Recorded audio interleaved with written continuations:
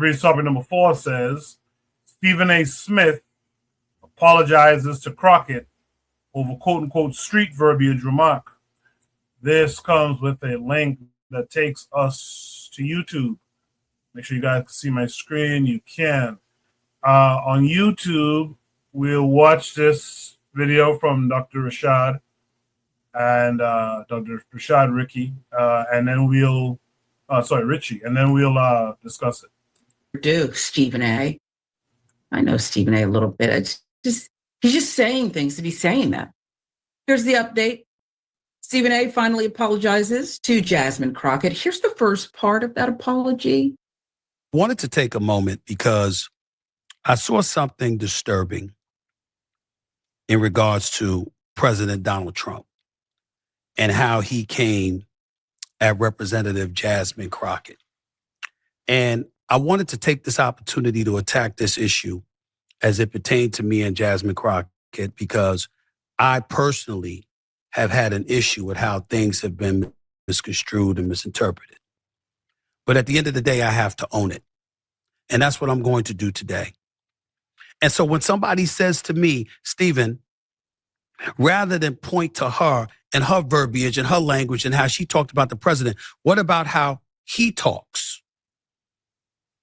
I have no problem with that. I can understand that. And if that is the reason that everybody is in an uproar, that is fine.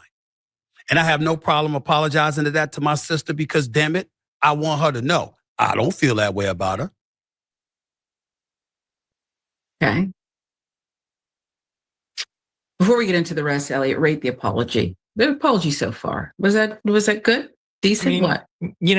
I would probably give it, if it's in sincerity, maybe I would give it like an 8 in terms of delivery and what he actually said. Maybe like a 7, 6.5. Yeah. Maybe didn't go far enough. We'll see. Maybe. Before I play the rest of the apology, let's remind you of, the original. How Jasmine Crockett chooses to express herself. I'm like, is that going to help your district in Texas? Aren't you there to find a way to get stuff done as opposed to just being an impediment to what Trump wants? How much work goes into that? I'm just going to go off about Trump, cuss him out every chance I get, say the most derogatory, incendiary things imaginable, and that's my day's work. That ain't work. Work is saying that's the man in power. I know what his agenda is. I'm not exactly in a position to stop him since the Republicans have the Senate and the House.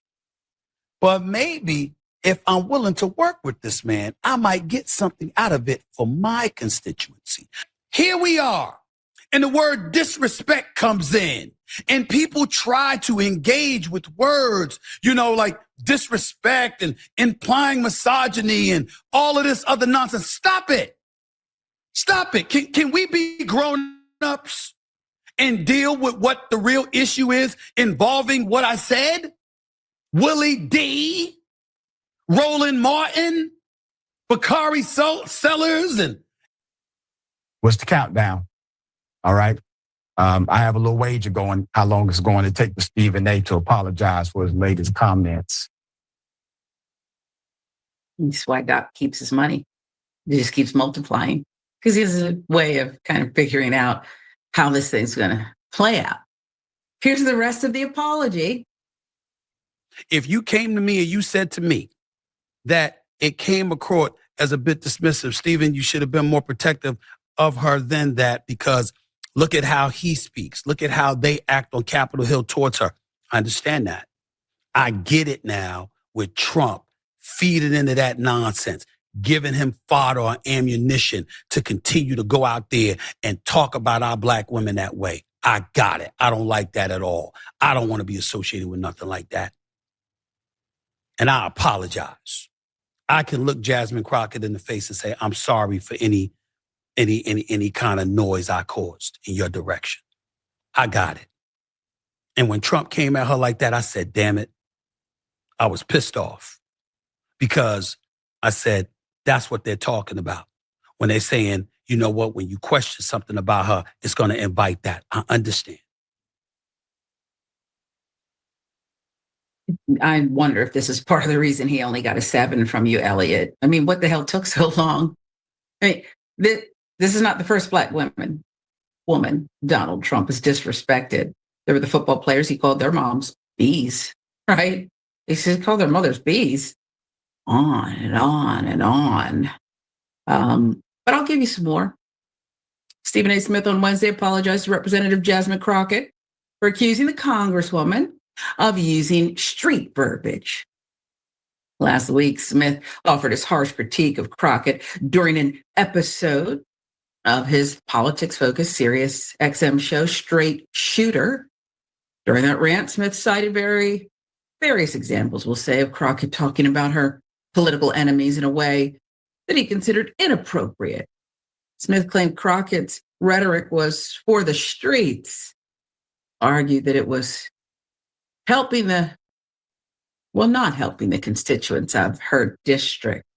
He gave her, he kind of chin checked her. Okay, if anybody's familiar with that. Look, I don't believe he's sorry, and sometimes I'm not even sure he believes what's coming out of his mouth, Elliot. He's doing a show. He did it for the show. And I think that the blowback was a lot. It was getting to be like a bunch of LeBrons coming at him after a game, confronting him for talking about Bronny. He had a bunch of Black men and women saying, excuse me? I even think perhaps, and this is not in any way to bring up children, but here I go bringing up his beautiful daughter, Samantha, who's made appearances on his show. She probably chin checked him and said, what are you doing? Pops, say you're sorry. So he did. No harm, no foul, Elliot? I mean, no harm, no foul, but I that I guess is in the eye of the beholder. I do think this might be kind of a microcosm for a bigger conversation that is always happening, or at least it has been recently on the left with like, well, don't say that this way. Don't express yourself in whatever way it is, because then they'll come after you. But it's like, they're gonna come after you anyway. And Trump has shown that time and time again. And it's like, you see this with a lot of the mainstream Democratic leaders of, let's lean into the center, let's lean right, so that, then they'll like us and then we can move forward together. But I think this is a fantasy. And I think what Jasmine Crockett is doing is just calling it like she sees it. And she actually has, I think, more thought behind what she's saying than oftentimes Stephen Smith does, because as you're saying, he's on a broadcast. It's just a stream of consciousness. So yeah, I think you sum it up beautifully. And here's the thing, and it's weird to say this about politicians, but there's some authenticity there for her. And instead of, like you said, parsing and picking, don't say this, do that. How about just tell us what you believe and be authentic? Just be, right. Ironically, what's his thing called? Straight Shooter? Is that Stephen A's podcast? Why not just be a straight shooter? Why are you making? And by the way, when the Democrats were in charge and Republicans were being obstructionists and yada, yada, I didn't hear Stephen A saying, well, if you would just work with the guy who's in charge, maybe you'd get, if you just be nice about it. They were talking about his son. They said he was basically Weekend at Bernie's gone. They said he was they were carrying him around a corpse and having auto pen. I didn't hear Stephen A say anything. I'll give you the last word. Yeah, I mean, imagine if the advisors to Donald Trump at the beginning of his first campaign had been like, hey, man, tone it down a little bit. What attracted people to Trump was that he just said exactly what was on his mind. So maybe Jasmine Crockett should just continue to say whatever is on her mind. I don't know. That's my strategy, I guess. Yeah. And I think the guy who called one female candidate in the primary, called her ugly, and he referenced Rand Paul's face, that guy can handle it. He'll be fine. Okay, I know he's very... All right, so many of you probably saw that. I think this happened last week or late the week before. Stephen A. Smith, popular ESPN sports host, who some believe is going to make a foray into running for president one day. He hasn't confirmed it. I think he has denied it. He's been showing up in more political discussions, especially as he expands his media empire that he's clearly building. He got into it with, I think she's from Texas lawmaker Jasmine Crockett, who he basically called, a ghetto type black woman, if you boil it down. So he had to come back and apologize, and that segment was about the apology with a little bit of, the initial insult. But was it really an apology, though? That's one of the things I'm curious to hear from my my panelists. Let me shake it up. Let me start with Buana on this one. Buana, what say you? Yes, Cuckoo. I used to try to keep my toe out of American politics because you get a heavy criticism when you delve into these things. But now I don't. I'm not gonna do that. I'm gonna speak it like it is. But first of all, let me say this. It is very irritating in terms of a discussion between a black man and a black woman, and whether he apologized to her or not, where this black woman deferred to this white man to say, "You think he apologized? You think that was good enough?" To me, that is cringeworthy. That is cringe. Why is he in the discussion?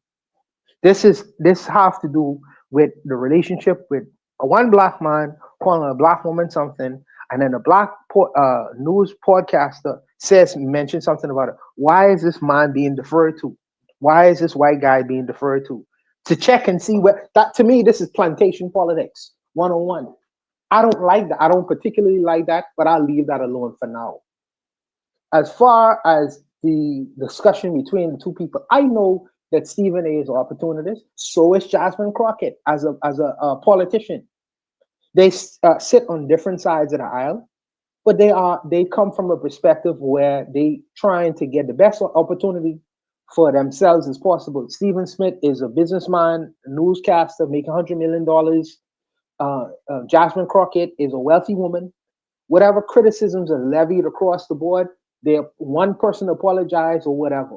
As far as Brother Bakari say, the lunatic in office, the thing is, the Stephen A. Smith made a criticism of Jasmine Crockett, but the lunatic in office is taking literal AI and shitting on the American public. Literally, he's shitting on the American public.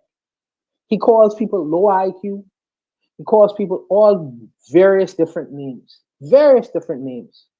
So I understand that Stephen A. is something what you would call to be an accommodationist. So because a person is sitting in a particular seat, we should give him deference. Because he's the prime minister, because he's the president, we should respect the seat itself. This is old school politics 101. But the reality is, if you understand what America is about the freedom and the liberty to speak freely. There are no kings. So if someone is doing something that is going against what the Constitution, which is fundamental to American politics, is, you should have a right to say something about that. If someone is taking, even if he's the president, if someone is taking the Constitution and wiping his ass with it, Jasmine Crockett by trade is a lawyer. These things offend her. And then the president gets personal with people who is critical of him. He have a childish mentality. So she is just responding in kind to him. And in watching that, an old school accommodationist, because Stephen A. Smith is from that old school, he can say, don't talk to the man like that. The man is the president. Give him deference. I see the same thing in the Bahamas. But we don't have the same kind of constitution. She has a right to speak out in a way and in a manner that the president is speaking out against her. But I really think that it's cringeworthy to have, as a judge or a decider in the whole matter, deferring to the white person. To me, I really don't get that. I think that they should have a black person in the room to see whether his apologies was sincere or not. I don't think that he should be a decider of that whatsoever. Why is he in that conversation? Why is he in that conversation? Why are you deferring to him whether the apology should be taken seriously or not? I don't like that at all. I don't like that at all. You know, as far as the apology itself, well, you have to ask Jocelyn Crockett whether she accepts his apology or not. You know, whether she sees his apology is credible or not. You know, it's people make mistakes. And you can't judge the sincerity of a man when he publicly goes out there and say, I'm sorry for saying the things that I said. Who are you to determine whether he was sincere or not? He could be 100% sincere. The problem I'm having sometimes is I'm standing away from the discussion because I'm not an American voter. I don't have a dog in the fight, but I stand at a distance and I'm saying, as Black people who are both taxpayers, they have the right to be represented politically how they see fit. If a person is conservative, they have a right to be conservative as an American taxpayer. And so does a person on the other end. But we get into these things and name calling and whatever. They have reasons for why they vote the way they do. They have a right to do that if you want to live in an American society. But as this person to be the judge, the ultimate judge of what is right and what is acceptable, to me, that is absolutely cringeworthy. Absolutely cringeworthy. In terms of us, quote unquote, street verbiage, I understand where he's coming from when he says that. I understand. Jocelyn Crockett is a well-educated woman who went to law school, but it seems when she is politicking, she speaks in a language of the people she's representing. That's intelligent behavior. Everyone does that. Trump does that when he's speaking to the masses of his unwashed conservative people. He does that. He does that. You know, but it's a double standard. Now it's considered to be street verbiage. What is it when Trump does it? Is it redneck verbiage? I think that American politics to me is sometimes fascinating. It's absolutely fascinating. But people are going to do what they're going to do. And whether it's acceptable, I don't think is for this white gentleman to determine that. I think that there's a conversation between two Black people or a third one to decide whether it's acceptable or not, in particular Black women. But I'll just leave it there, Coco. I know I went on for a while. Still, it's not redneck. It's not redneck rhetoric. It's called expired Cheeto rhetoric. Well, so since you're speaking up, you might as well give us your thoughts on the topic. Yeah. Come on, I thought that was at least gonna make somebody laugh. Trump's expired Cheeto rhetoric. But anyhow, I'm going to put this simple. Stephen Smith is just another loudmouth with a microphone who is tipping its toes in politics. As a political commentator, he better stick with sports. At least in sports, he had a better understanding of what the hell is going on. So, you know, Jocelyn Crockett is one of those politicians which I've kept an eye on, and it's interesting since her abrupt entering into the political United States political world. You know, I really enjoyed her interaction with Marjorie Taylor Greene in the Congress after Marjorie Taylor Greene told her, I think your fake eyelashes are making you read wrong or something like that line. Of course, she complained and she said, well, this is a personal attack. The House committee said, no, it's not a personal attack. So she said, okay, so let me be clear. If somebody talks about the, butch-built, beach-body, butch-built, ugly son of a gun, whatever person, that is not considered a personal attack. And she was obviously referring to Marjorie Taylor Greene, and that cracked me up. But anyhow, the problem is that, let's be honest. Look at what just happened with Canada 2 days ago. Doug Ford, the governor of Ontario, runs a series of a commercial in the World Series. And this commercial was using the words of Ronald Reagan against Donald Trump regarding tariffs. And what did Mr. Cheeto Breath did do? He basically got, hurt on his feelings and ended the trade talks that that Carney and himself were trying to do for Canada in that sense. But so Jasmine Crockett is responding to that.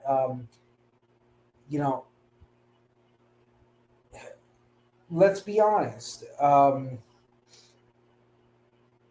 Trump is the least, how to put it in this way? Trump is the least capable individual for talking.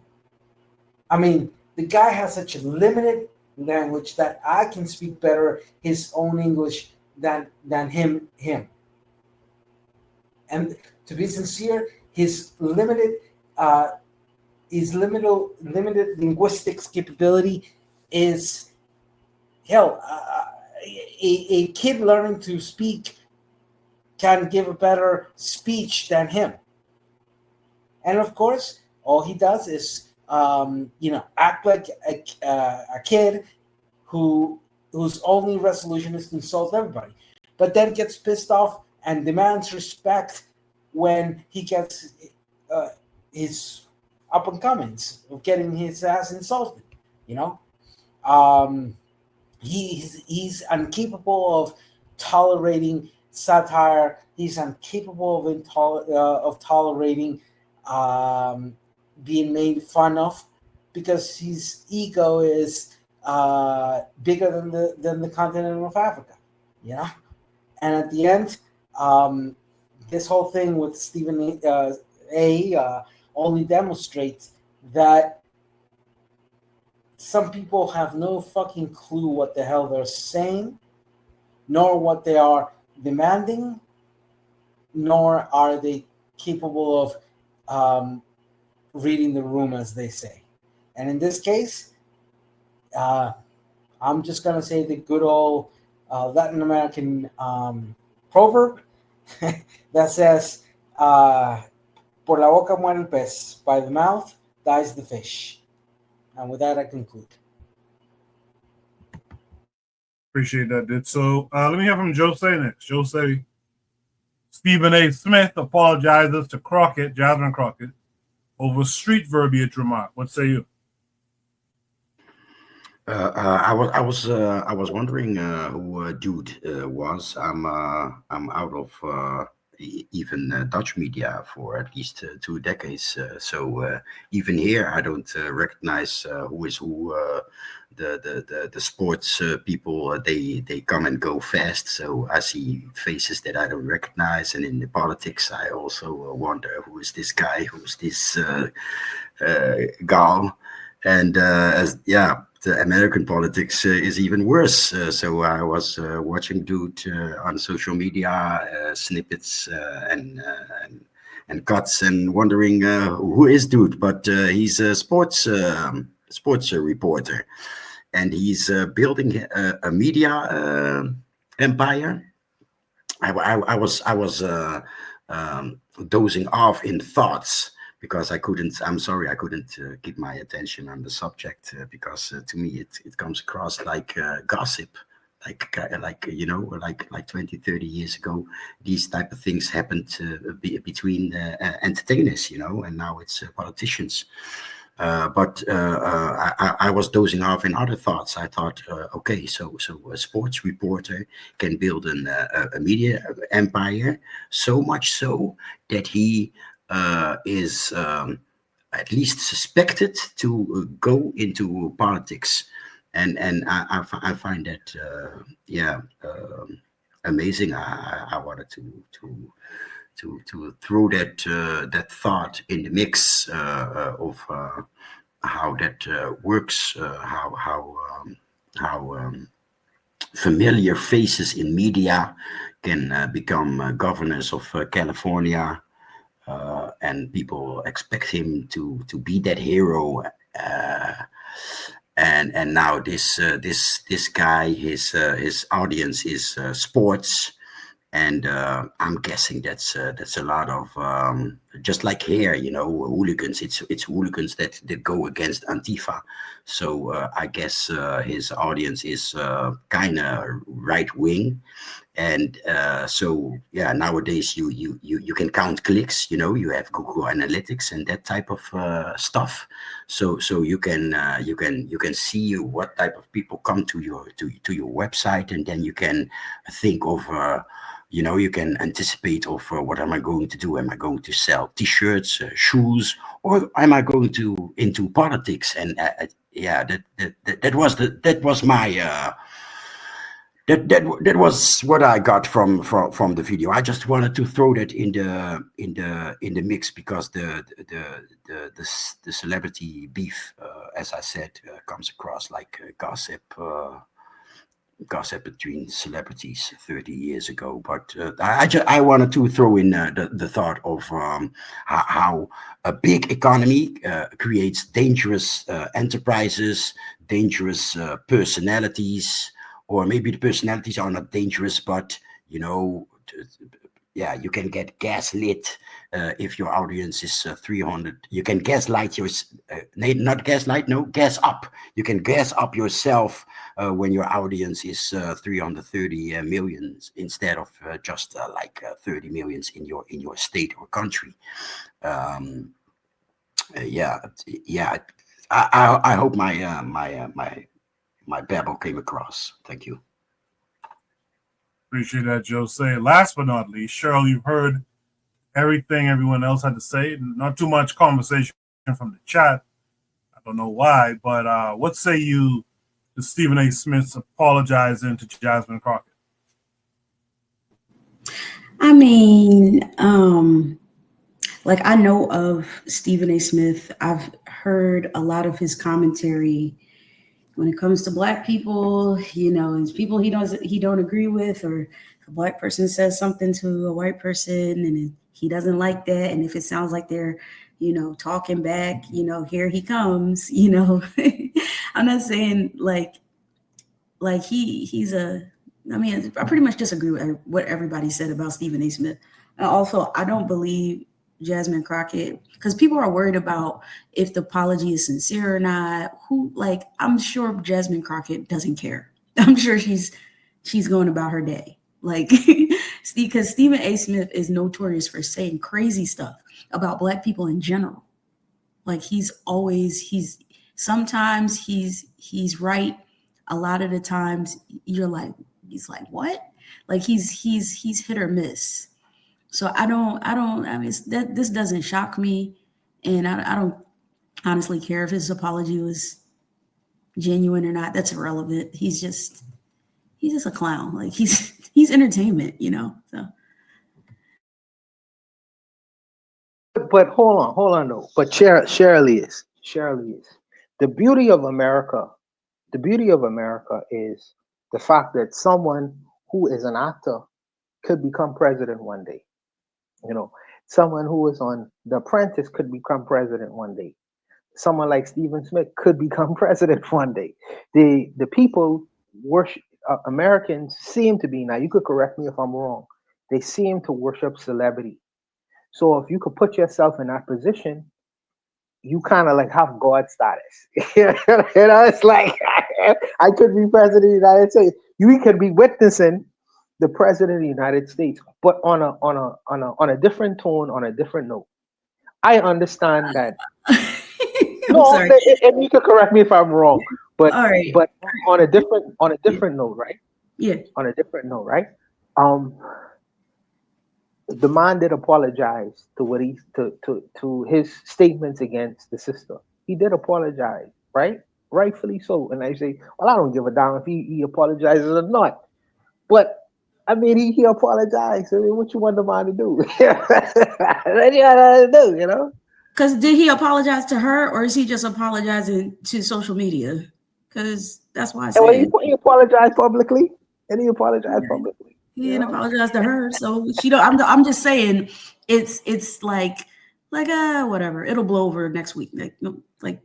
he's just doing it. I think he's just doing it to save face. Whatever. I mean, it just sounds bad when Trump is saying something bad about Jasmine Crockett, and here he come like the Sambo behind him, saying something bad too. That's what it sounded like. He probably replayed himself and heard how crazy he sounded, and he felt bad because he's starting to sound like the bull from Django. It started to sound like that guy from what's his name? Steven. Yeah. That's how he started to sound. He felt bad. So he started backpedaling because he didn't want to say something negative about a black woman after a white man said something negative about a black woman. Because it's not a good look. That's why he did it. So yes, I hear that. But let me ask you a question. And is it okay for black people to have a conservative position in the United States of America? Whether you worship Trump or not, take Trump out of it. Is it okay for a black person in the United States to be a Republican? Is that okay? Considering the fact that they are tax-paying citizens, they have their own personal politics for the reasons why they can take Trump out of it now. They have reasons why they want to consider themselves a Republican. Is it possible that a person could be a Republican-minded person without being an Uncle Tom? I mean, I don't think every black person that's either for either party is an Uncle Tom or not. I think if you come to America, or if you have lived in America for however long, you see America as, everything, and you don't see anything as anywhere else as worthy of living, or of anywhere else being of value, and America is it for you. I don't think you're an Uncle Tom. I think your mind is just made up. I think if you come to America, you thinking America is the land of honey, well, then that's just what it is. I wouldn't call you a Sambo per se. I think the person is confused politically and socially. They're confused. But to answer your question about can black people be conservative? Black people are naturally conservative because black people are not. I mean, black people have conservative views, like sending, not having the alphabet stuff in their schools. Their politics and values oftentimes align with white politics and values, and that's steeped in religion. And so I wouldn't say it's a Sambo-ness. I would just say it's a sickness of the mind. But I wouldn't. So you think so you would say that a conservative person who, as you say, don't like LGBT politics, have a certain view of how they want their economy to be run and things like that. So you consider them not to be Sambos, but you consider them to be sick? I think there are Sambos, but I think a lot of black people are just confused. And I don't want to be like, oh, you a Sambo. When a lot of the times black people believe in the things that they believe in, and they don't even realize it. They don't even realize that they're connected to white people through their politics and their religion. So it's more like a mental illness that we have yet to get up out of. So, but I wouldn't Sambo, because Sambo to me, it sounds like, like some of them are Sambos. Like I'm not saying that they're not. Some of them are, but some black people are generally confused about their position in America. So I wanted to kick into this because I think it's a very, very necessary conversation. I'm going to give this in the following example. Just recently, Japan elected Sanai Takaichi, the first woman prime minister. She is a conservative liberal from the Liberal Party of Japan. When the United States learned of this, and I saw a whole bunch of reactions, it broke them. They have no understanding that a conservative person can also be a liberal. And Yes. And to aggravate the situation, um, uh, the Prime Minister Takaichi is also a semi-nationalist, very similar or very close to Trump type of politics, in that sense. So to answer that riddle, is a person of the United States, born and raised in the United States, a black person or Afro descendant person or a African descendancy of slavery person, etc., whatever terminology we want to use, but a person of color, is it okay for them to be Republican? When you have a system that does not provide any other options of what to be, and it has such a skewed perspective of the terminology and what that terminology entails for a person, then there's no other alternative than you would have black people supporting a Democratic Party or black people supporting a Republican Party, and some black people are independent to a degree. But to use a very simple terminology, without education and without a clear and concise civic education, we are all slaves to our geographical boundaries and what that entails in regards of our understanding of politics and how those that politics implies to mainly a local sense and then to a national sense in that aspect. So in my experience of dealing with Anglo-Americans, I have noted something, and it has been systematic and consistent. One of the biggest problems that you have of people of all areas of politics in the United States is that A, they're incapable of breaking away their US-centric perspectives. They fall and are too quick to fall into US defaultism. And to add insult to injury,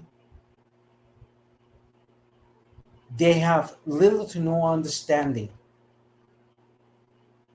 of the function of politics in the modern world.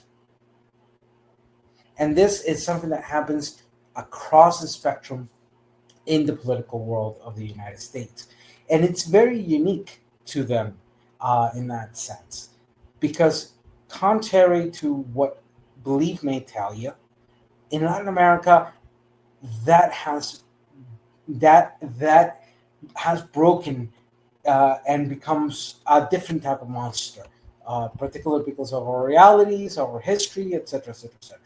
And if we look at Japan, for example, or we look at Asia, compared to what Africa experiences in that manner, then we start seeing the changes in that aspect of how we perceive that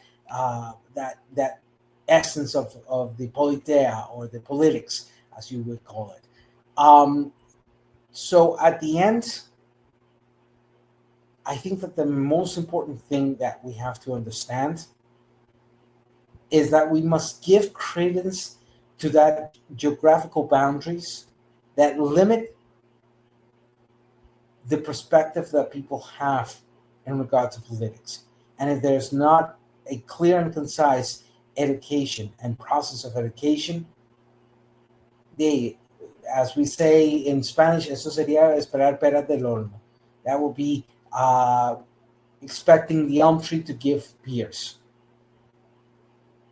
But ditto. I would to respond to that, I would say that Americans do have political sophistication, maybe not the masses, but I would say that they do have a political sophistication, because they right now currently they are about to elect a Muslim Ugandan who is a democratic socialist. That to me that is a different that's a variant from the two-party kind of philosophy that you believe that Americans have. So it takes a little bit of sophistication to want to elect a Ugandan Muslim who is a democratic socialist. I'll also say this: I want to say this too. Just as Sherelle just said, she said that most black people are conservative and liberal at the same time. They may be conservative as far as socially, but as far as economically, they may be a little bit more liberal. They believe that it's okay to spend money rather than keep it lock up somewhere in some a bank account. Everybody don't think that way. Some people who are liberal minded, economically, they're very conservative. So there is a sophistication that exists within America, but I think that sometimes the media will show you people who may not necessarily be that way. So that's what I believe. I don't know if Shirley's has something to add to that, but I think that yeah, I got something to add. Yeah. So this idea that Black people in the United States are not politically knowledgeable, I can see what you mean by that, but you see the same thing in the United States that you see in any other country, especially if it's a settler colonial country where they've had Christian education their entire lives. None of them really understand politics and what they're really doing. That's one of the things that connects us. We're connected in confusion. Okay, ain't nowhere else where there's a bunch of Black people where more Black people are more politically minded than the others, because the thing that's holding them back is religion and who they socialize with, more who they socialize with in the United States. Because of Black people's proximity to whiteness, we tend to have, and in the UK and places like Canada, we have more proximity to whiteness. So it may seem socially that we don't understand certain things, but when it comes to religion, these other countries, man, they got us beat, man. They are. If you ever go to some of these other places, like it's confusion by another name. It's no one place that's more confused than any other when it comes to Black people. We're all confused in different ways, and it all stems from white religions and not practice in the demonization of African thought and African spiritual systems. I just wanted to mention something quickly in that sense and address 2 points. One, in regards of Mamdani, he's an interesting story because, yeah, he was born in Uganda, but he moved to the United States in 5 years. In my own personal history, I have somewhat of a similar story because I was born in Costa Rica and I moved to the United States when I was 8-9 years old.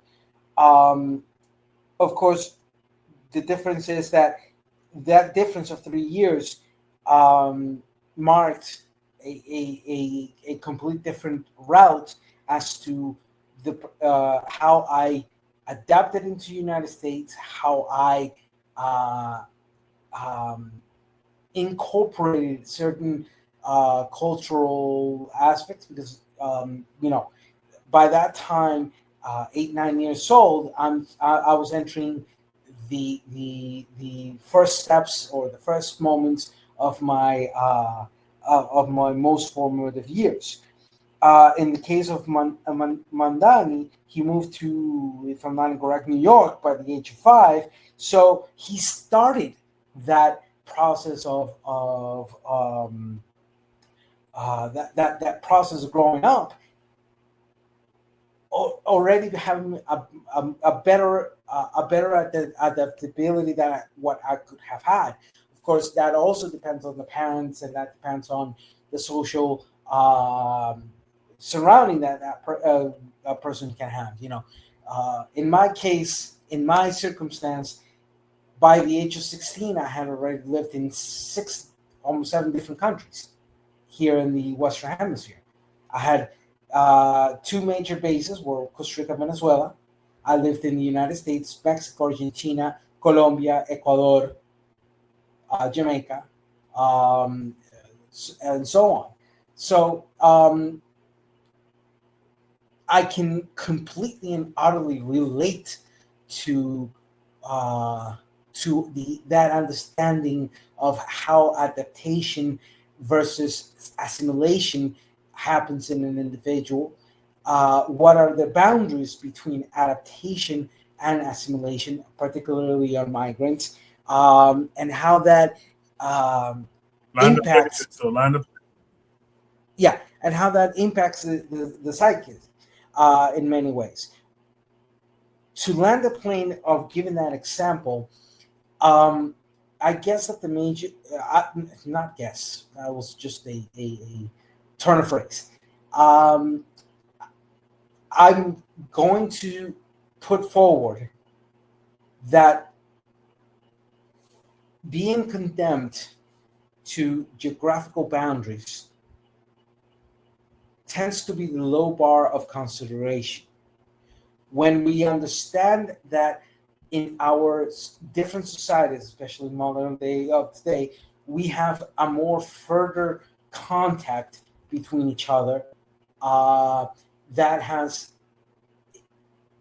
is continuously evolving in order to have broader perspectives. The criticism I provide in regards to U.S. politics,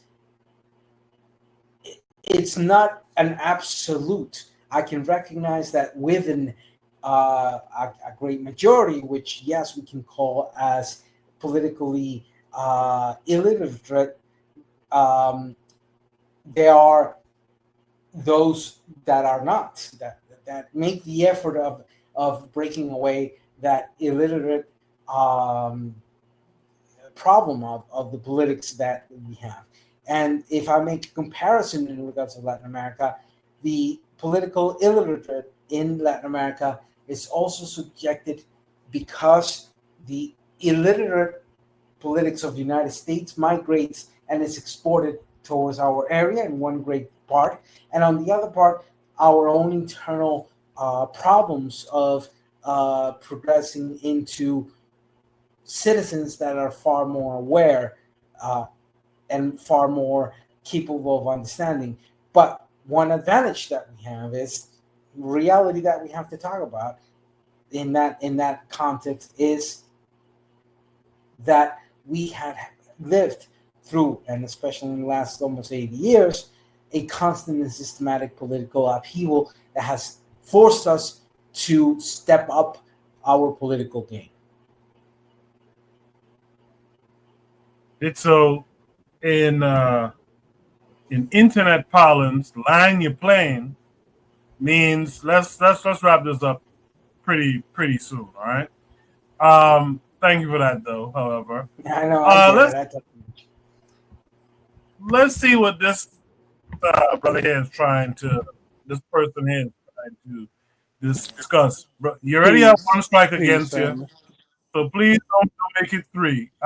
This is pan mulattoism. What do you want to add to this conversation? Yes, and I appreciate you having me back up, family. And I'll get right to it. It'll be so brief. The last speaker, I believe he's from a Latino background. His name is Ditso. He criticized U.S. Americans for centering ourselves as U.S. Americans. My question is, to him as a Latino, doesn't he understand that it would benefit Latinos if Latinos center their nations of origin? That will help them develop their nations of origin and uprise from a third world status, respectfully. Okay, so first, the term American is applied to 35 different nations from Canada No, I say down to U.S. I say U.S. American specifically. Okay, but so don't deflect. Remember the question. Yes, but first, let me address that point. So you, me, born in Costa Rica, as you born in the United States, we're both equally American. Yes, but did you remember the question, brother? Yes, I remember the question. Stop interrupting. All right, go ahead. So, in this sense, your argument that would it not benefit Latin America to exit, quote unquote, term you use, third world country, which means absolutely nothing. No, the answer is a direct that no. was not it's the a question. nonsensical. You didn't hear the question. Respectfully, you did not hear the question. The question was, wouldn't it benefit Latinos if they centered their nations of origin? Don't you understand that that will help them elevate from a third world or impoverished status? Now go ahead, brother. Okay, first, there's no such thing as third world. That's why I The said termina- impoverished, brother. Impoverished. So go Okay, ahead. first, the so-called impoverished and the economic problems that face Latin America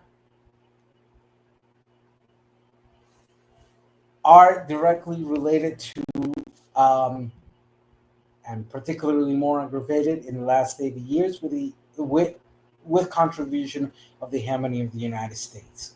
Exactly. And So how, shouldn't you send it yourselves? Right?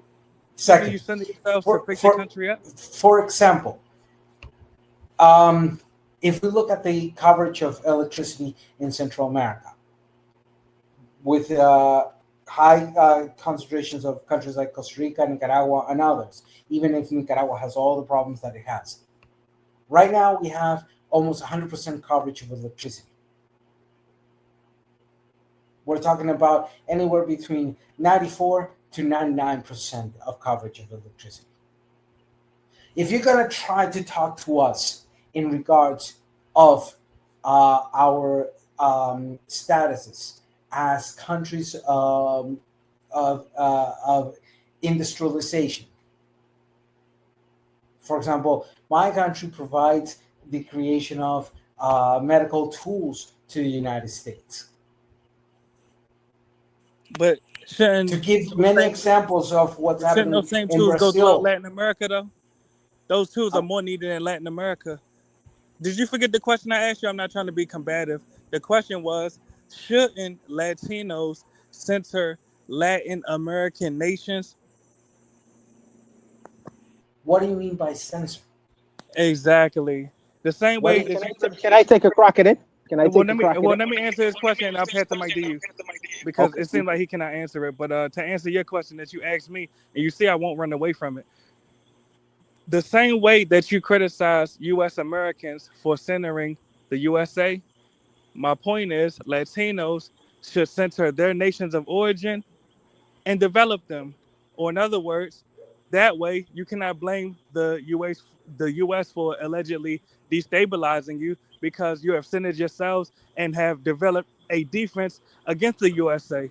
You cannot criticize the US for sending US citizens to your country and buying up all the real estate because you would be buying that real estate yourselves instead of fleeing to the US. But to the second brother that wanted to answer, go ahead. Oh, hold on. I want to address this. Oh, all right, go ahead. I find your argument extremely arrogant, and actually extremely lacking of understanding of what you're even proposing. You're saying, shouldn't we censor it? Should you censor yourselves is the question, bro. It's not No. rocket science. No.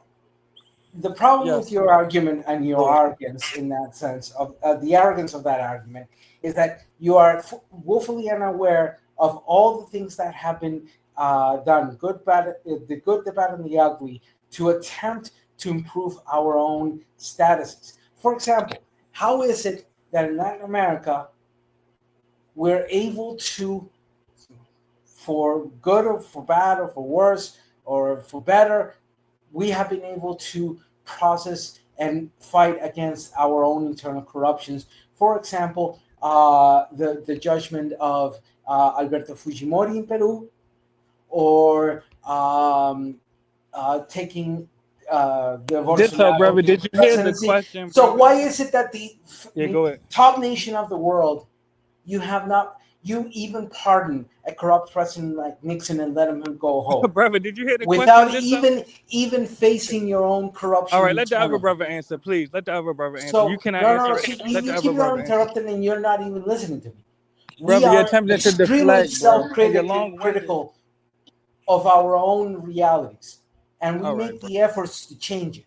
The question is, All right, why pass the aren't mic you to the other critical of brother. your own reality and realize that you have not made the sufficient efforts to change your own country and the impacts of those things that then come to our own and make things worse. All right, great deflection. Let the other brother answer. Go It's ahead, not brother, a deflection. please. All right, let the You're other now. brother answer. You've spoken enough, bro. Please. Really. No, Now see, let the other brother this speak. is what angers me, because you Yo, are. All right, bro. Pan, you gotta hold back. Let his brother finish, land his plane. All right, yeah, please. You Thank take you. the answer. You take the answer that you get, and then Buana will speak. All right. Did Solana All right. may be brief because I have Yeah, a Okay, yeah, lot no, of in a brief sense, this panelist question is a loaded question that clearly shows an arrogant position, which does not acknowledge the reality, and it's only a defaultism to then try to say, well, your country, in a very quick translation and in Trump words, is your country's a shithole, mine's is best, you got to do better, without understanding that we've not only continuously attempted to do better, but it's rich coming from a U.S. citizen whose own history and whose own actions have shown that they are not doing better. So how can you demand from us a standardization of do better when your own actions as a country is also showing us that you're not doing better, and that you're All right, so I guess you'll very keep running equal to the U.S. All right, just let the other brother answer. You're going to keep running to the U.S. Just let the other brother answer. Maybe he can address it. Yeah, as long as Ditto is finished, I don't want to interrupt him at all. No, All I'm right, bro. done. God Obviously, damn. the brother doesn't want to even listen to me. He's not Okay, You're maybe. listening. long-winded. Even the Go, go, host go told you ahead, you was Moana. long-winded. Go ahead and talk, Moana, because I got to Yeah, go out yeah. there and attack this guy. Go ahead, Yes, sir. Moana. Go ahead. I'll be quick. So Pan mulattoism. Your Peace. argument is yes, sir. And I'm not going to be hostile to you. I can't promise the other brothers won't, but I'm not going to be hostile. It's all right, So, brother. I'm listening. Go ahead. so your argument is why don't Latin American countries be more centered in terms of how they govern their country?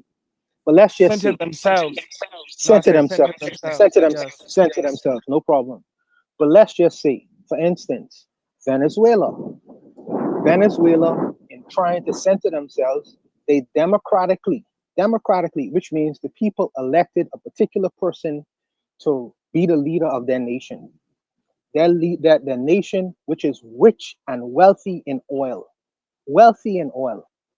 He's not committed any crimes, but there are a few people within that society who are extremely wealthy, and they have private and corporate interests, not only in Venezuela, but in the United States of America. The American president decides, hey, I don't like that leader over there. I want to get rid of him because Exactly. I want to replace him with someone who is more amenable to what I want in terms of the oil that's being sent into my country. Right? Exactly. Right? Exactly. So he labels him a criminal and say, we got to get him out of here. We got to get him out of here. So the people Exactly. in Venezuela are actively trying to do exactly what you say, but there is an interference. There's an interference, unfortunately, by the leaders of your nation who says we don't want to Exactly. see that happen. Now, So brother, you know I'm gonna acknowledge your point, but you have yes, to sir. acknowledge that the rest of Latin America should be protecting Venezuela from the U.S. Right? Yes, sir. But you also All know right. that America. You also know that America is one of the most militarily capable places in the world. So no I'm not matter as denying that, but the Vietnamese did not use that as an excuse to throw in the towel, no, right? but they're not And throwing in they're not throwing in the towel, brother. Brother, they're running to the U.S. No, Be I I'm don't honest. know. sorry, but what is funny is that you have a Venezuelan here that could Go give ahead, you brother. a Go ahead. master class on what I happened in don't want to. Venezuela. I don't want Hold to on. interrupt the Venezuelan. I don't. Sorry, but just to say this, what happened in Venezuela with the situation of the Chavismo and the change from the Fourth to the Fifth Republic, which I lived through, and I can give a masterclass on, is what United States is living in its own fashion with Donald Trump. Donald Trump is to United States what Hugo Chavez was to Venezuela, or Fujimori was to El Peru, or what Ortega is to Nicaragua. What's funny is the person that brought up that question doesn't even realize how loaded and easy to break that But why y'all question not is, and which I protecting did in the Venezuela though, beginning. bro? That's all I'm asking. Why are other Latino nations not protecting Venezuela? That's all Latin I'm They gonna asking. Americans. they gonna keep asking that same question, man. Can I speak? Because he gonna keep saying the same thing. So All let right, me go I ask ahead, you didn't brother. something. finish. I didn't Go finish. ahead. I didn't Go ahead, finish. brother. Okay, I didn't finish. okay, go ahead. Okay, go ahead Yeah, then, Moana, because yeah. you just So let him talk over you, man. Go ahead. Yeah, no, go no, ahead. no, no, no, no. Because I'm trying to be factual. So when the brother says that why aren't other his Latino countries protecting Venezuela, that's simply not true. Cuba is protecting Venezuela with what they can protect Yes, Venezuela with. that's And there one are nation. other, I agree. but you say that why aren't Latin countries? I mentioned one, and there are other No, the countries who. totality, brother. No, but I'm saying, but you will never have a complete. You don't believe it. You believe in mulattoism, but Exactly. but I'm saying that all the Latin countries are not completely unified. You have And people that's in my Latin point. That's countries. part of the problem. They need to center themselves. Back to my initial question. Don't you Brother, understand that it would brother, benefit? you don't have It uniformity. would Hold on. benefit. In America, Go ahead. in America, all It's black people don't agree with one another. And So I how can do you agree that expect that's a black problem, people right? to? Hold on. How I do it's you can such a agree expect that black that's a hypocrite people problem. to? position. It's Hold such on, a brother. One mic hypocrite at a and time. flawed One mic at Okay, a position. time. I can Let's be agree that real. that's a okay. problem. That hold on, Hold The on. brother. problem is Hold, your position hold is on. such Hold a on. Hold on. We have hypocrisy one mic and going such on. of lack of even the minimum understanding that this type of conversation demands, that it's clearly that you're being a facetious individual, that you're presenting an argument that has been utterly and completely destroyed, and that it clearly shows, that your insistence on that point is because you are hurt in your feelings. But All I right. don't give a To damn the bleeding other else brother about your that just feelings. What I care about is the all facts. right. But you're Hold on. reacting because you're in your feelings. To Pan, the one brother that said that all blacks are not on the same page in the US, I pan mulattoism. I have to mute you because I'm trying to talk. We got another person on the panel. We got Brother Bakari. Let's get his input so we can have a full conversation because he's waiting for his opportunity to Okay, look, speak. All right. because I ain't gonna be on here why long. you Brother why Bakari, you how are letting you me this did evening? so? Okay, so All wasn't right, this go, topic Bakari. still? Wasn't this topic still about Stephen A. Smith Coon ass protecting Donald Trump? And ain't that what the topic was about? Well, I didn't derail it. I was responding with this Absolutely. I'm not instead. talking. Okay, but Okay. Koku, what was the topic about, Koku? So now I heard people speak and try to cover. Don't want to call Stephen A.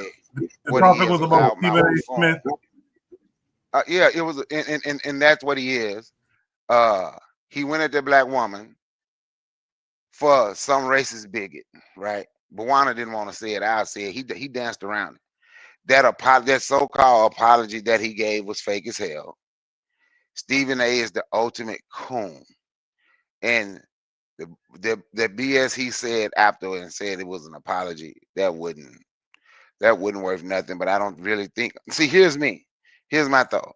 Why do black people still listen to Stephen A. Smith the way he feel about black people? See, all these people that hate black folks wouldn't even get no type of love if didn't nobody listen to him. I wouldn't know what Stephen A. Smith ever said if didn't nobody ever say. Did you hear what Stephen A. said? And play the link. Why do we intentionally go and find people or stuff that don't deal with us? Like this guy that just came up on the panel. Why do these Pan-American, pan-mulattoes, the perfect slave baby, he's pan-mulattoism, the perfect slave baby, come to Pan-African spaces, ask questions that have nothing to do with the topic, and people get off topic to try and entertain him. Y'all don't see that he came on here to be a distraction. He came here Bakari, why to you don't be move to a Africa, brother? he came here to be a distraction. Why you don't move to He's the Africa, perfect respectfully? he's the perfect slave baby. He saw He's a pan Pan Af- he's the pan mulatto. Yes. he I'm saw not his a brother. Pan I'm African not I'm conversation. not I'm not his brother. But why you want to Y'all live in let him Africa, though? You live y'all underneath the let white man him in the U.S. by mute him, choice? Koku. Mute him, Yeah, Koku. run to the Y'all moderator. allow him to come and distract. We allow people like Stephen and other folks who don't like black people to enter our spaces in our mind. Why? Why you don't live in Africa, brother? If we are trying to build ourselves and we're having a discussion about how this black man disrespected a sister for some racist bigot, and we allow some distraction come up here, call himself pan-mulattoism, and start talking about why don't Latinos center themselves. Had nothing to do with the topic. Had nothing to do with the topic. Nothing. Nothing. We have to learn, and I ain't telling Goku how to run his panel or anything like that, but we have to learn to just cut some of these people off, man. They're not with us. They're really not. So what's their purpose? They don't even have a purpose when it comes to talking about trying to create some type of unity. They don't have a purpose. The conversation was eating him. The conversation was eating him from inside. Because he want to take up, he's the perfect slave baby. He want to take up for the racist, the bigoted lunatic in office. He want to take up for Stephen A. coming at Jasmine Crockett. But since he felt he might get some pushback on that, I'm going to create a distraction, and I'm going to start asking Ditso about Latinos center themselves, and why can't we, why do they keep running to America? Like, huh? If that was a topic, it could have been a topic, and people could ask why all these people that call themselves Black Americans is running to Latin America to live. You see what I'm saying? It's he came here for a distraction. That's it. I'm listening. I can't even be on here long. I'm listening, and I was enjoying the show. But we got to learn to get rid of these damn distractions. These people, they're not on our side. Unless we setting up a debate, unless we're getting ready to debate them and they come around. They are not here. He was here to do what he did. So don't worry about nothing he say. Don't worry about nothing that Pam Mulatto say. The topic, Stephen A. Coon as trying to come at Jasmine Crockett and protect the lunatic in office. And that's what, then he gave a false, then he gave a fake apology. That's what it was. He gave a fake apology. He did. Bakari, can I answer? Can I answer your question? Wait. I really ain't asking questions. But go ahead. I thought you say, why do we entertain these people? Right? Didn't you say that? Yeah. The reason why I am open to entertaining some people who disagree with us, like you say, whatever you call them, right? The reason why I do that is it's not about what they say, it's what they do. People come to this panel because there's a lot of ignorance out there, brother, and they hungry, even though they hate. Listen, it's cognitive dissonance going on, right? Even though you hear that, they continue to come on and listen to what we have to say because they hungry for good information. They black people who are hungry, and who am I as a black person to leave them starving? That's how I look at it. You know well, some people just gotta stop. Well, you know what? Some black folk, some of these people, you're gonna just have to let starve. Because he came here strictly to be a distraction. I'm gonna ask him, if you wanted to entertain him, I'm gonna ask you a question. Anything he talked about, was it on topic?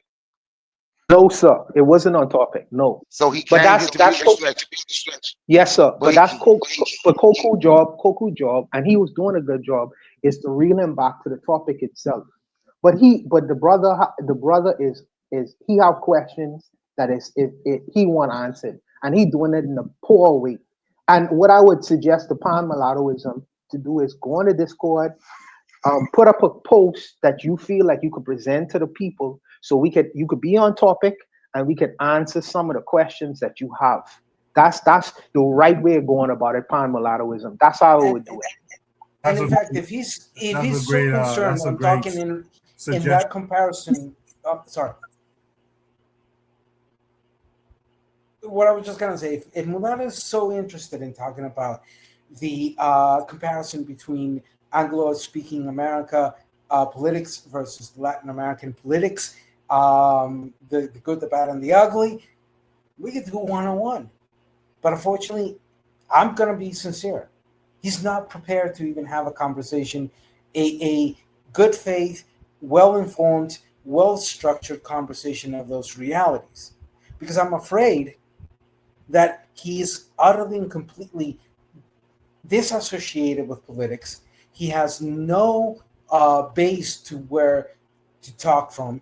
His initial question, which yes was off topic, was completely and utterly a mess.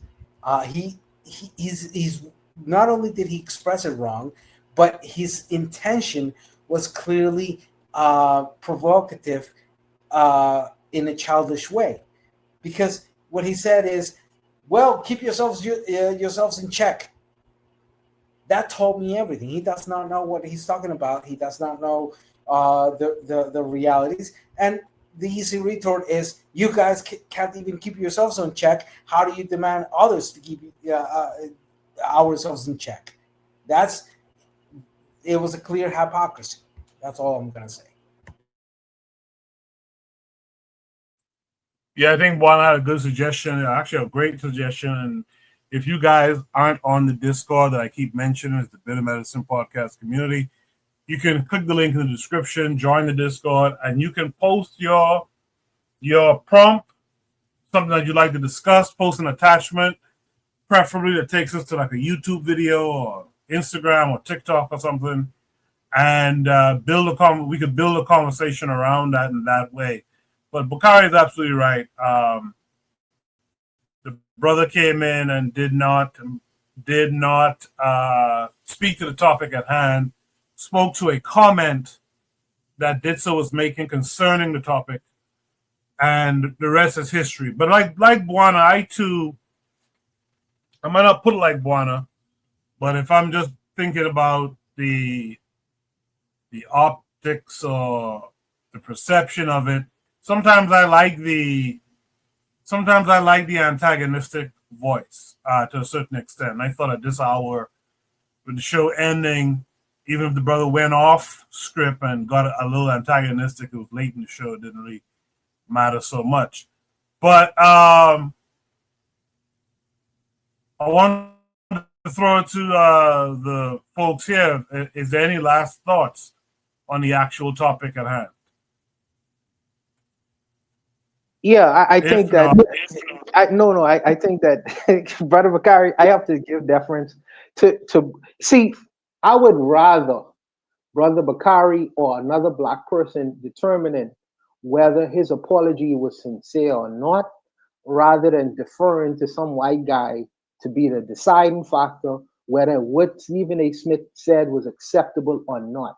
Because the conversation was between two black people, and I think that a independent black person who have no skin in the game should have the right to determine whether what he said was legitimate or not legitimate. That's all I would say. But he was blocking bullets for a white person. How you don't mention that? Well, he did jump out and block bullets for Trump to go at Jasmine Crockett. How you don't mention that?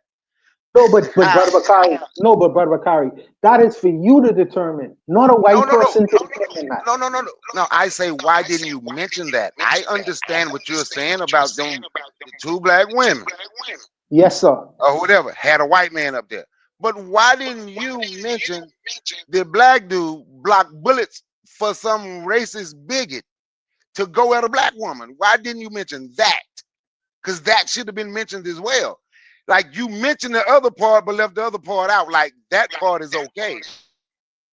No. Okay. So what I would say is go back and listen to what I said. I said that Donald Trump was literally shitting on the American public. Okay. So if he could say something in terms of to what and calling the lady low IQ, of course, Jasmine Crockett have a right to say something in return. That's what I say. So I didn't really speak to Stephen A. Smith. I speak to Jasmine Crockett and Donald Trump and the conversation that they had. But like I say, I think it's for black people to determine whether what he was saying was sincere or insincere. That's what I see. Okay. I got you. I got you. But I'm gonna be honest with you. I ride with that white boy against Donald Trump. So it didn't bother me Not that me and him gonna ever be on the same side. I'm just being honest with you. And against Stephen A, because me and Stephen A ain't gonna ever be on the same side either. Stephen A has shown his colors a number of times, the way he speak about black people. And I don't even know why black people, my honest opinion, I'm being honest. If nobody ever told me, hey, Stephen A said this, let me send you this, I promise you I would never know. It's a lot of people on YouTube. I got a homeboy like to talk about somebody named Daniels. I'm like, dude, I don't want to say his first name. I'm like, man, I listened to that dude twice. If you don't tell me what he say, I would know. I don't listen to people who just want to insult black people, especially black women.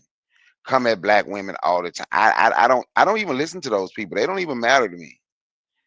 I'm being honest, they don't matter to me. If nobody ever said, oh, did you hear what he said? I wouldn't know. Because I'm more focused on uplifting black people, helping out kids. I'm more focused on uplifting black women. I'm gonna protect black women. And that was a fake apology Stephen A gave. I'm more focused on that. So for me to constantly hear the negative stuff about black people, especially coming from black people, only thing that's gonna do is just make me up. Only thing that's gonna do is just make me upset. I'm just being honest. So for me, I can't even listen to him. Like I said, I wouldn't know.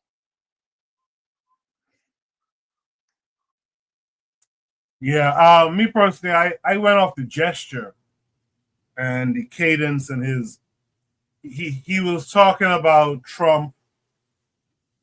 He didn't want to be associated with Trump and what Trump and him doing. I apologize. And that didn't really hit for me. Me personally, as a person who understands sincerity, that just didn't hit for me. Pan mulattoism wants to debate. Did so. We could do that some other time. We can do that some other time. Join the Discord, Pan mulattoism, and post your comments. I'm sure every week we'll be talking about some I Love USA black folks. But with that said, man, that's the last topic of the night. Before you guys jump off the panel, though, I'd like you guys to give your shout outs for something positive you saw this week or something that happened to you in your neck of the woods, man. Let me just go down the line. Let me start, Brother Bakari, because I know you can't be here much longer. I want to give a shout out to you, Coco. I want to give a shout out to you. A positive thing I see that I've seen this week. What I see, our relationship growing more off YouTube, and I think more of us need to start staying in touch off YouTube so we can connect and start to build. They have some apps like the WhatsApp that's encrypted because we need to start planning. We've been saying we need to meet one another. And we do. So shout out to us on this panel who's real about uplifting black people and supporting black African blood people. So shout out to the panel. That's what I seen positive this week, man. That's what I see positive. And thanks for allowing me to speak on your panel. Yeah, thanks for coming through. Yeah, me and Bakari speak a few times, at least once a week, off of the internet, and it's always a good conversation too, man. It's always kind of strengthens your beliefs and stuff when you can talk to people in real life a lot too, you know. With that said, Sister Cheryl, what would you like to shout out this week?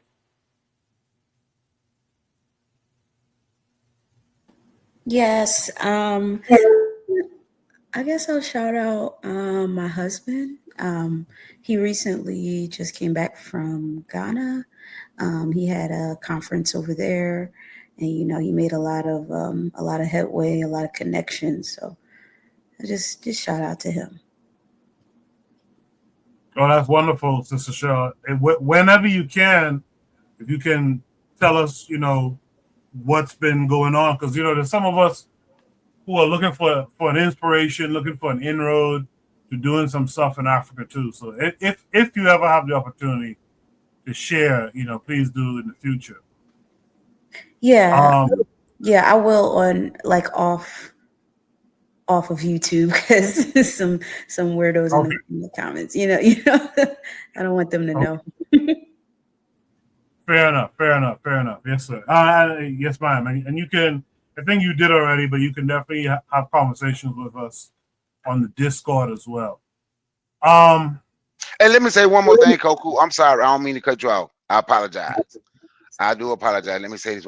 Look, and when I'm going at the pan mulatto guy, whatever, I'm gonna be honest with you. This ain't even at all mulattoes, because I know all mulattoes ain't coming here talking about they pan mulatto.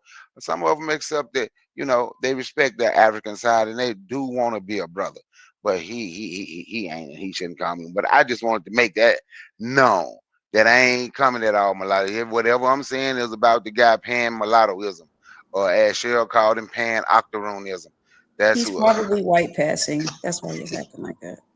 Yes, and I want folks to know that that's who I'm talking about. I'm sorry. I just wanted to say that, Koku, to clear that up. I apologize. Yeah, no problems at all. So what would you like to shout this week?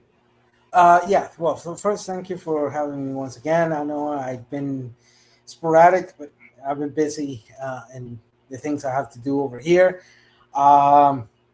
And yes, we're preparing for war against the United States, it seems, if Trump decides to invade Venezuela, even if I hate Maduro and I consider the dictatorship of Maduro a whole thing. But anyhow, I want to be very concise.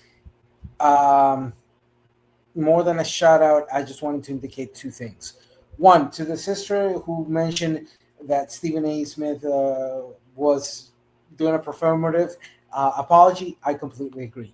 That does not take that. I do consider to a grade that his action was sincere, but his action was not directed to the person that needed to be directed, which was a Congresswoman Crockett. It would have been more beneficial if you would have said to Crockett, come to my program, let's talk face to face. I apologize, and also have a more profound conversation in regards to that. So I agree with you. It was a performative action with a tinge of perhaps sincerity. And shout out to Mulatto, this is not my first interaction with. A shout out that you attempted to take your shot, you failed miserably, but I am open to have that discussion in regards of the realities of Pan-Americanism versus with Pan-Africanism, which I both wholeheartedly support as necessary evolutions of our politics. And to conclude in this sense, it is impressive to see sometimes how double standards attempt to pass as a moral standard and a universal one, when in reality, it's just the expression of hypocrisy. Thank you so much. All right, good. So, Jose, would you like to shout out this week? Yeah, I thought the shout out to the husband was inspiring. So I'm going to shout out my moms, my half Portuguese moms. Speaking of mulattoes, we were at the cemetery yesterday, saying goodbye to our missed father and husband. Because she is going to Cape Verde Monday and I'm going to Senegal Wednesday. And we're going to meet each other this Christmas. And yeah,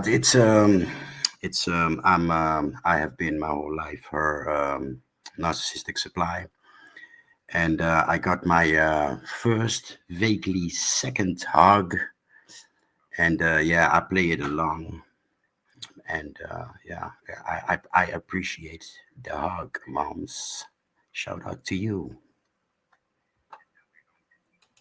Wow, Jose. That's an interesting one there. But shout Shout out to you. Buano, what would you like to shout out this week?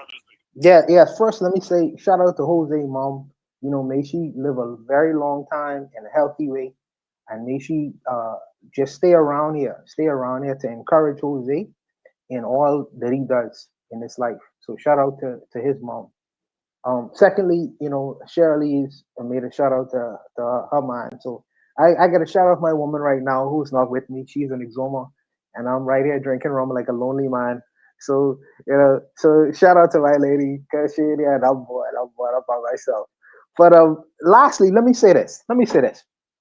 To pan mulattoism, I would encourage you to go to the Discord and post whatever post you may have and come on. You've always been, it seemed to be, you've always been respectful. The brothers on the panel think that it's to be demeaning and undermining and whatever.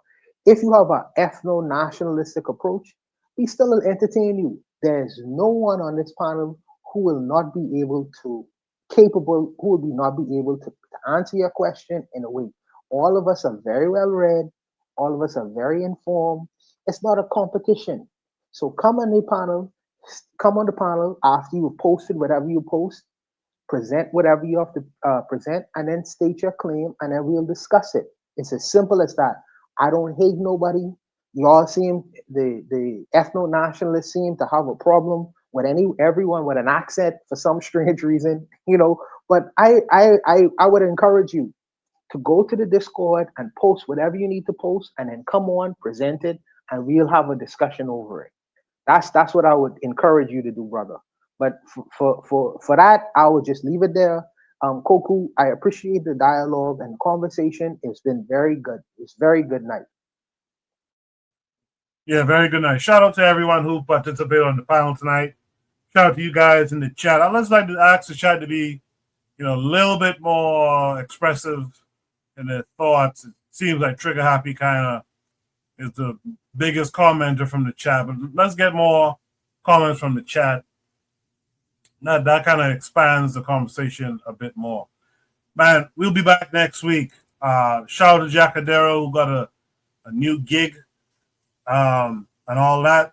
But we should be back here next week, Saturday at 8 p.m. Oh, yeah, you know what my shout out is? Shout out to my laptop, man. Didn't slow down tonight.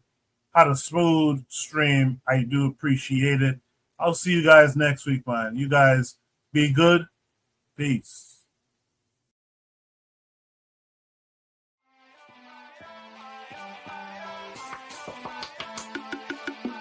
Thanks for listening to the Bitter Medicine Podcast with your host, Koku. If you like what you just heard, we hope you pass along our web address, bittermedicineblogs.com, to your friends and colleagues, and share our show to all your social media. Be sure to check out our archive section on our website for previous podcasts. This has been a KWAZ radio production. Join us next time for another session of the Bitter Medicine Podcast. Follow us on Facebook at Bitter Medicine Show, Twitter, Bitter Meds, Tumblr, Bitter Meds, Instagram, Bitter Medicine.